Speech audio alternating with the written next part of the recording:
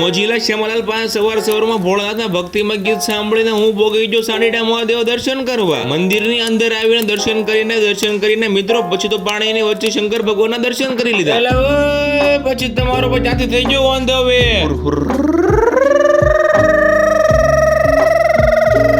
પાલીતાણાથી 45-50 kilometre કાપીને આવી જો માંડવા. મિત્રો આપણો પહેલો જ લોક છે ગામડે. ક્યાંય જો ડટ્યો અહીંયા આવ્યું અવાજ આવે છે ને. કેમ છે પાલટી? મોજમાં ને? ઘણા ટાઈમ પછી ગામડે આવીને મજા આવી ગઈ. આપડી પડી ડેલાની બાર 74-94 ને ઘરમાં પડી દાદાની ફરારી. 2-3 દિવસથી ઉજાગર હતા આપણે.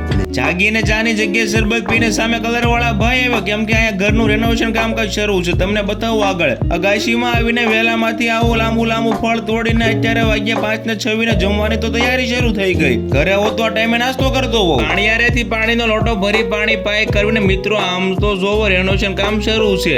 એકલા થીંગડે જ માર્યા લાગે તો યશીને ઢાંકી દીધું. નકર કડજો શીખવો તો અહીંયા ઠીંગડું મારી વયો છે. પાછો પવન નું આવે.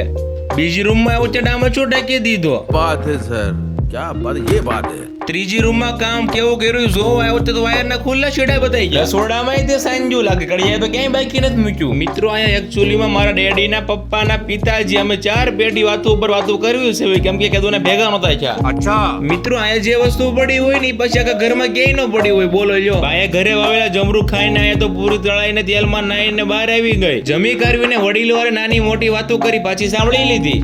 વરસાદને વરસતા જોઈને કહેતા કહેવાય જો કે મિત્રો આજના વ્લોગમાં આટલું જ છે. જો ગમે તો લાઈક શેર એન્ડ સકરપારા કરીને જાજો. તમને સામે જે લાઇટિંગ બતાવી છે ને મિત્રો ત્યાં અણલનો ડેમ છે. તમને ખબર હોય કે ના ખબર હોય મને ખબર છે. કાલે મળો તમને કંઈક નવી વાર્તા સાથે.